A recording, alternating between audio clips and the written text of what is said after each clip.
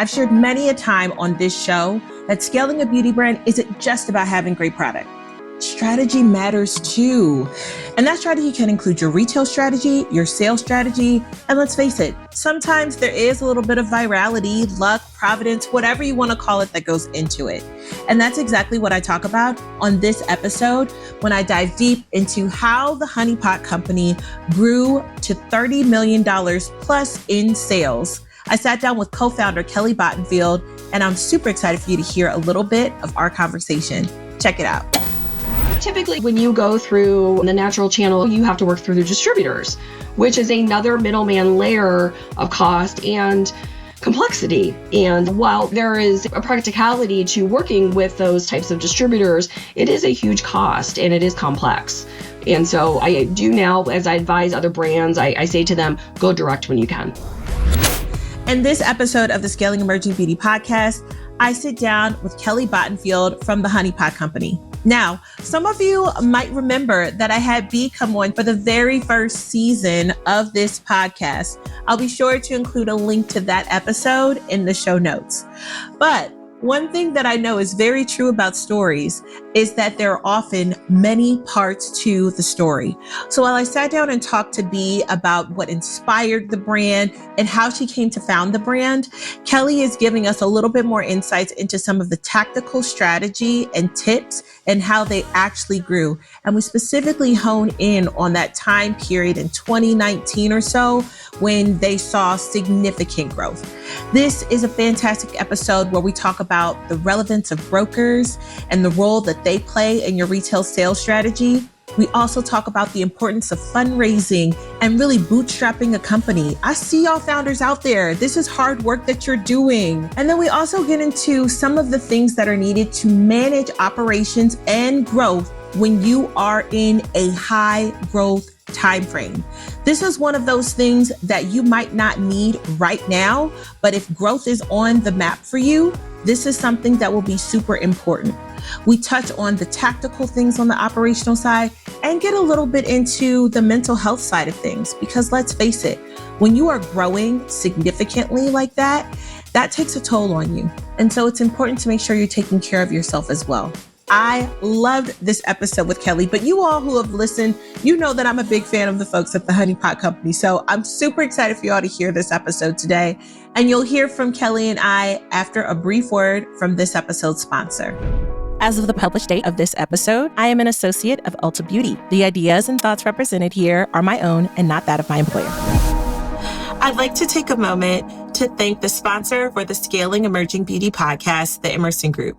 Through their support, we're able to continue to talk to industry experts to provide early stage brands with strategies and tactical insights on what they can do to help their business grow better. Thank you again to the Emerson Group for their continued support. And let's go ahead and continue with the show. So I'm curious, given your background, how did your experience as someone who had worked for a retailer, someone who had worked in sales, really shape the way you approached building and scaling ultimately the Honey Pot Company? You know, it's really interesting because I'd been a retailer, and then also I had been with a successful startup that had sold to General Mills, and then I was with two other startups. B and I always agreed upon this. We needed to respect the retailer's shelf. And you have to understand how they're thinking and what their expectations are and understand what their goals are. You know, shelf space is at a premium. You know this from being in the many roles that you've been in. I think also for us too, you know, B and I really came from the natural channel. You know, we both worked for Whole Foods. That's not where we met, but we both had worked for Whole Foods. We both worked for brands that were largely in the natural channel, grocery, some mass, but not necessarily as much mass as we are at the Honey Pot. But we also knew that we didn't have a lot of money. And we knew that the natural channels, while lovely, is very expensive to do business in. And also the volume is just not there either. when you're first producing your product, you're paying the most money per unit because you're only producing at the lowest rate. And you have to build your velocities in order to get your costs down as well. And so we really saw it as, let's focus on mass because we had this opportunity at Target. Let's focus there. And that's really what we focused on for 2 years. And for a long time, a lot of people came to us and go, you guys have so much traction in natural. You know so much about the natural. You have so many contacts. We're like, we understand, but we've done the math. We can't afford to do it. And so really that's why we have gone the path that we did, which is very different than what most people do. We went to mass, D2C, mass, grocery, and then, we do some natural, but that's not necessarily the focus for the brand. Right. That's so wise. My math is mathing phrase gets thrown around quite a bit here on my podcast. And I think it's just so critical to mention because you need to make sure that those numbers really make sense. Yes. And understanding the finances behind the retailers that you're launching with makes a really big difference, especially depending on what your funding situation looks like. So maybe to your point, if you did have angel investors, if you had VC funding, right, you might have been able to go to naturals because you have more of a baseline of leverage to say, I have some money to spend here so that I can take this loss. But with where you all came from, you knew you had to be strategic about it and said, we're going to make the most money in mass because margins are different there, because we know our cost of goods are already coming in at the highest that they'll be, right? Because the idea is that economies of scale, as you scale more, you lower those costs. Yes. And so you made those choices. That's so good. Yeah. And then typically, when you go through the natural channel, you have to work through the distributors, which is another middleman layer of cost and complexity that adds. And I have a large background in working with Unify and KeHE and a lot of different distributors. I purposely kept that at a minimum for the brand. I will say it's probably under 3% of the sales even today, for the Honey Pot. And while there is a practicality to working with those types of distributors, it is a huge cost and it is complex. And so I do now, as I advise other brands, I say to them, go direct when you can. That's really good advice. Yep. So as you think, or as you expand a little bit more on your role leading sales for the Honey Pot Company, can you talk a little bit about how you looked at building that team from the ground up? I know with many startups, it's kind of like a handful, if it's a 2-person team or a 4-person team, it's you guys for a long time. Yes.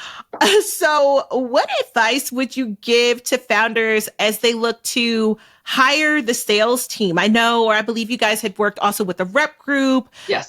So if you could kind of talk a little bit about that. And then when you decide to say, okay, I think that we're at the point where we can either take this on directly or we need someone else to manage this other channel as we expand. We'd love for you to just talk about building that sales function. Yeah, so we came with a lot of strength in sales. One of our other co-founders has a finance background, not necessarily CPG finance, but finance. And then also one of our other co-founders had a marketing background as well. And so we had that strength. Where we didn't have strength was in operations. And that was something that we kind of tag teamed, and I always say to a lot of brands I advise, make sure your operations is in line. Like that's what you should be doing first, actually, before you go after the sales. And I think that's something that, like, if I look back now, I'd be like, we should have doubled down on that a little bit sooner than we did. It still worked out, but, it would have been a lot less painful, right? But from a sales channel standpoint, we had me and B, and then B, of course, is the face of the brand. She's also the head of innovation. She's the passion. She's the face of the brand.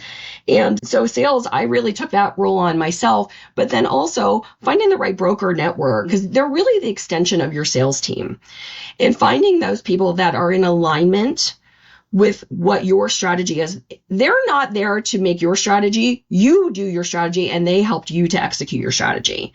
I think some brands fall into, well, okay, I have a broker, they're supposed to just do it. Well, no, that's not how it works. No, you have to have the strategy. You need to have the right tools.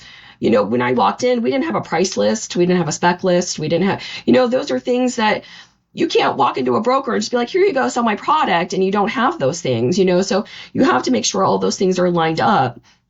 And then do your due diligence, ask around in the industry, who do you work with? Who, what other brands are they carrying? Well, do they have experience in this category? Do they know this buyer? What has their experience been? What has their success rate been?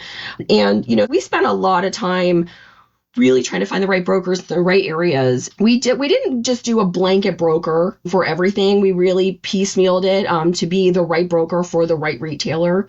And I'm happy to say that even today, I think we're with 99% of the brokers that we started with. We just made a change last year because at some point you outgrow certain agencies and things like that. And we did a lot of good work together, but you have to recognize when sometimes you outgrow and then you have to make some changes. But, I really people treat brokers sometimes as like the broker, you've been a broker before, you know what I mean? Just like, oh, whatever, just throw them the stuff, they'll deal with it. No, they're an extension of your sales team and they're part of your team. They're part of your success and they're successful. You're successful. And so that was really, really important. And being a broker myself, who'd worked with many, many brokers, it's such a critical part, especially of a young brand. It's such a critical piece early on to have that strength on your bench, is to have the right broker. And I would say that's especially true in the mass channel. Yes. Because there's so many pieces that the merchants are expecting you to know.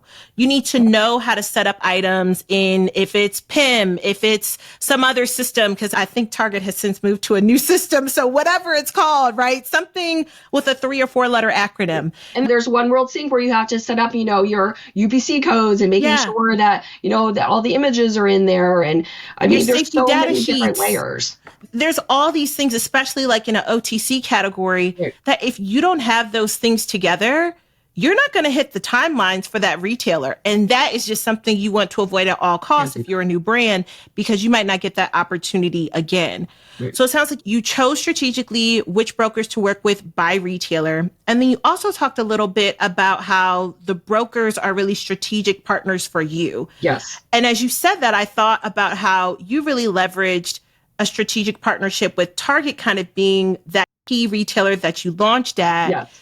And that key retailer that you decided to partner with. It sounded like you said almost for like 2 years exclusively. And I'm trying to think back. I'm like, did I negotiate that? I'm not sure. You did not. No, you did not. It just sort of happened that way. Yeah. It just sort of happened that way because, again, I think it was, we were in the mindset of go slow to go fast. Also, we didn't have any money. And so like we you when you don't have any money, the little money that you do have, at that point we had only been, I think we'd maybe raised $2 million.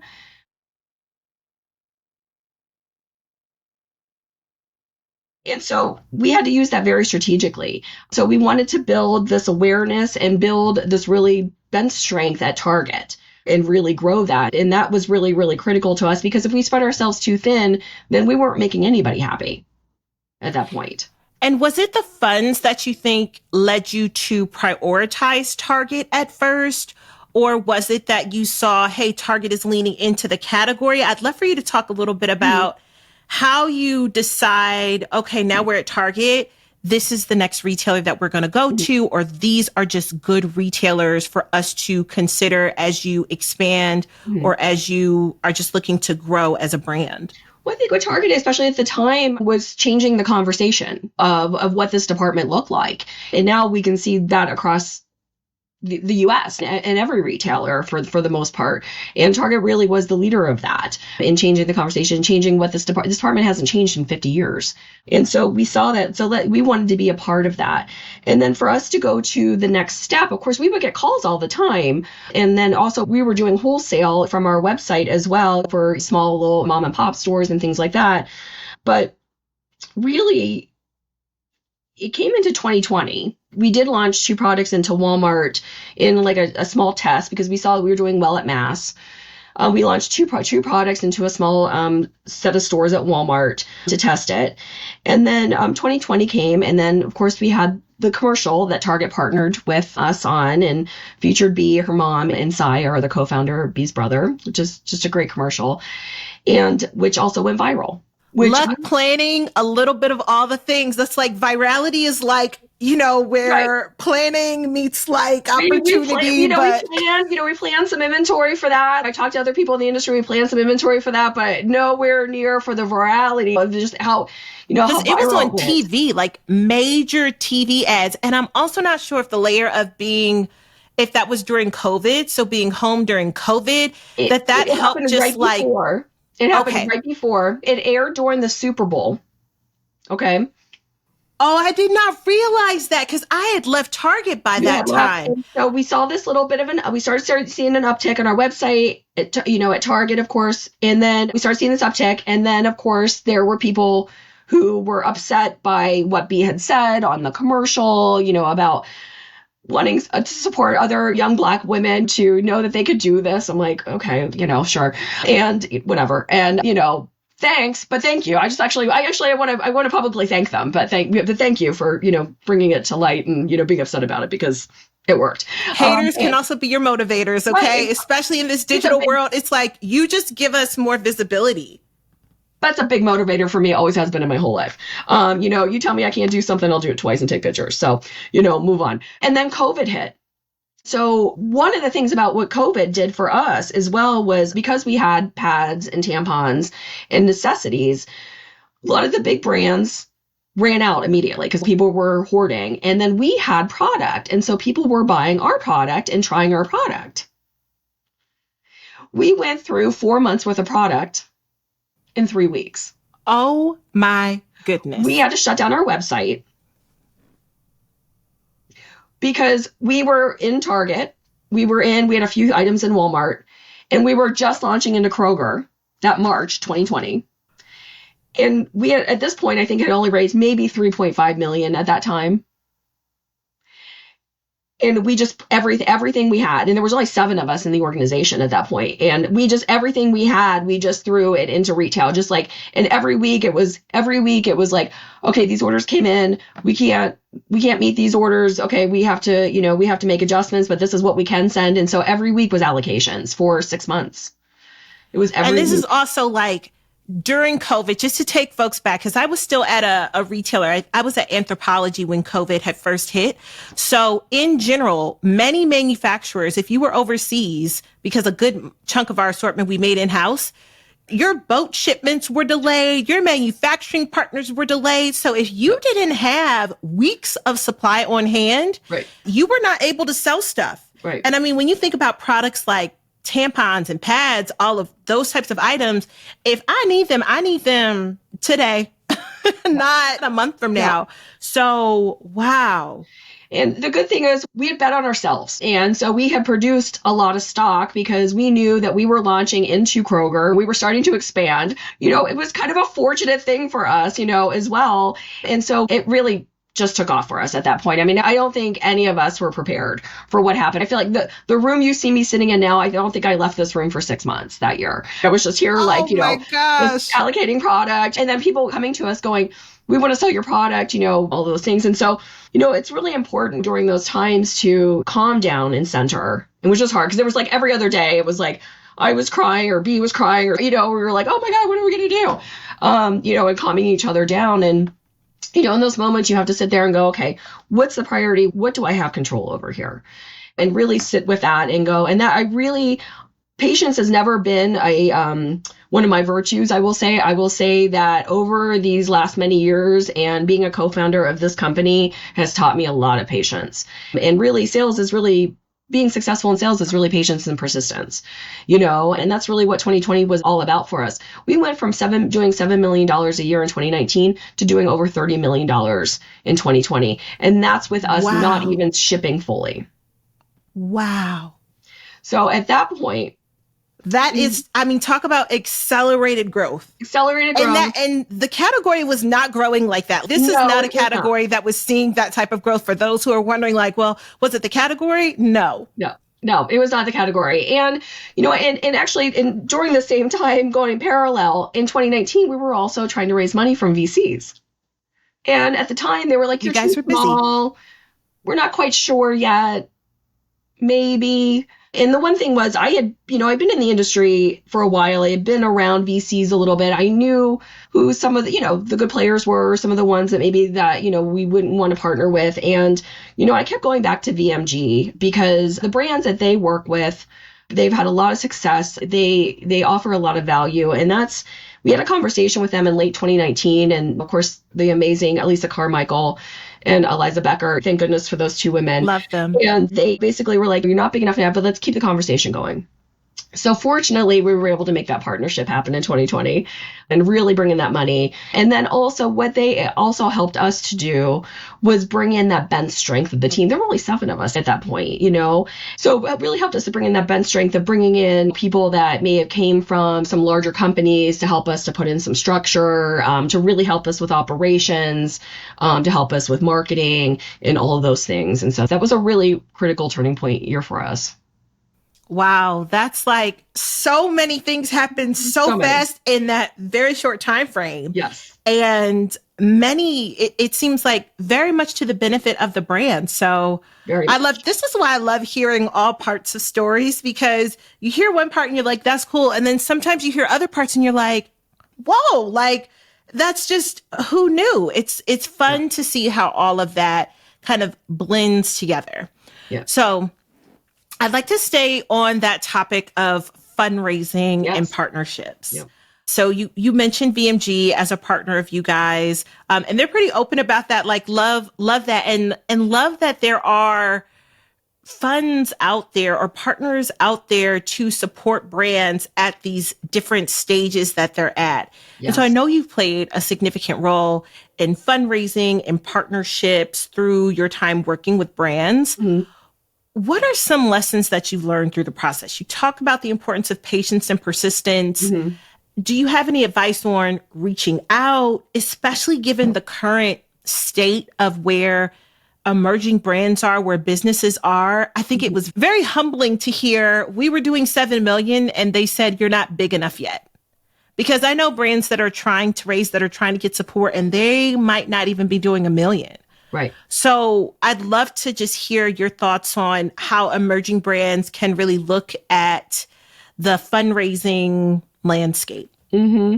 Well, I think more than ever, I think now there are a lot more groups out there of angel investors. I'm one of them now as well, that are out there, that are people that have been in the industry, that have been through this, that have been through the fundraising and know how difficult it is. Especially as a woman of color. My other 2 co-founders are women of color. Our other co-founder, Sai, is a man of color, and we get less than 3% of all funding, and humans of color get even less than that, and so you have that up against you already. And so I think it's navigating, who those angel investors are. And I just took a recent seminar with Jeff Church, who is the founder of Suja Juice. And he just did a seminar. It was free. And I had sent it out to a lot of the entrepreneurs that I knew about fundraising and about working with angel investors and what steps you take. And so there's a lot of resources out there for you to learn from. And a lot of people you ask the questions. Don't be afraid to ask questions. Don't think any question is dumb at all. Like, this information should not be gatekept at all, right? This is all information that is here to share. And I think also aligning, I think for me, what I've learned over fundraising and then also going through a process as well. I remember one of the first entrepreneurs that I worked for, he said to me, be careful who you take money from. And that always stuck with me. And I said to him, why? He goes, because there's some people that want to give you money so they can control you or they can control the situation. He goes, and then there are people who want to give you money because they believe in what you're doing and because they respect what you're doing and they have a passion for it. And you need to know the difference. And I think that's a big one. And it's hard to do when you're at $1 million in sales, or you need to raise $500,000, or you need to raise $1 million. That's hard to do because sometimes you want to say yes, but if it doesn't feel right, I think you should pass. You've got to find another way because that's going to end up being harder later. You got to have alignment. There's got to be alignment in the passion. There's got to be mutual respect for what the team is doing and what we're the founders. And there's certainly, you're not going to agree on every single thing. There has to be a good, healthy discussion on differences of opinion or different directions. But if you're taking money from somebody or an agency or a company that wants to control what you're doing, that's probably not going to work out for you in the long run. That's really good advice. And is that speech that you were talking about from Jeff Sweet, is that public? From Jeff Church. Yeah. So actually, yeah, if you get on Jeff Church, who is the founder of Suja Juice, yeah, he has a consulting agency and he just did a seminar about fundraising. So, but yeah, if you follow him though and get on his site, there's information there about it. Okay, I would great. encourage anybody to follow him on LinkedIn, and there's a lot of great information he provides. Okay, I love that. We love a free resource because, free we resources. gotta. I posted on my LinkedIn because I was like, guys, this is free. This is free. Do this. And, I think for me, too, my husband, came from the startup world as well, but in tech. He was a creative director for many video game studios. And then also for Optum Technology, was an incubator for small tech companies. And we always had this passion to support entrepreneurs and support brands to grow. And then that's why it was important for us to become angel investors as well, to not only financially be able to support, but also to be that advocate, to be that person there for advice. Sometimes I talk to entrepreneurs and it's more just about, are you taking care of your health? Are you taking care of yourself? And, because that's important. They're not when you're going a million miles a minute. The burnout's real. It's a real It's really thing. hard. It's really. How did you talked a little bit about that when you were talking about the 2019 to 2020 when everything was going a million miles per minute, and you talked about prioritizing, but were there any other specific practices that you did in terms of taking care of yourself to make sure, and it could be, nope, not really. It could be this is what I would have told myself to do. Scaled from here to here. Yeah. There's scale to 2020 of not really. I think I was just again in here, and I think my husband was just like feeding me food and like just bringing drinks up. But, really after that, one of the nice things I think we recognize, because, it's really for the whole team. It's not just for the founders, but really for the whole team, because when you're bringing on people into an entrepreneurial environment, there's a lot of unknowns. It's a fast-paced environment, and there's a lot of unknowns. When you hire people to come into, whether it be on the sales team or the marketing team or finance, you really have to look for people that have a high EQ, a high emotional intelligence, that are adaptable, that have a thick skin, that are okay to live in ambiguity, because there's a lot of that. And that can be tough for some people, that not everybody can live in those spaces. And so, and it also creates a lot of burnout, for the team when things are moving so quickly. So I think one of the important things that I thought was great that we did in 2021, we brought on a life coach that was available on staff. Her name is Paula Taraco, and she's based in Amsterdam. She was available to the team. You could call and set up sessions with her, and she was a life coach, and it was free to the team. And I worked a lot with her as well, trying to take walks. I think that the walk and talks are underrated, like you have meetings all day back to back. And I love the meetings where you can go, can we just do a walk and talk? And you're on your headphones, you're outside, you're doing your walks. But I will say, as we progressed and we were able to grow the team larger and have more support, I did decide to go into therapy. And I'm a big advocate for mental health as well. And there are therapists out there that do specifically work with entrepreneurs and people in high stress jobs. I don't know if people, when I tell people that, they don't know that, but they are, and really help you to, your personal life with your entrepreneur life. Because, when you're an entrepreneur and you're getting a business off the ground, yes, your family comes first, but your business also comes first too, and so I remember saying that to my family when I had decided to leave my full-time job and come over and do this with B and our other co-founders. I said to my family, I'm not going to be able to be available for this, and this anymore, just so we know we're all on the same page here too. So I think just being really realistic about what you're getting yourself into is really important as well.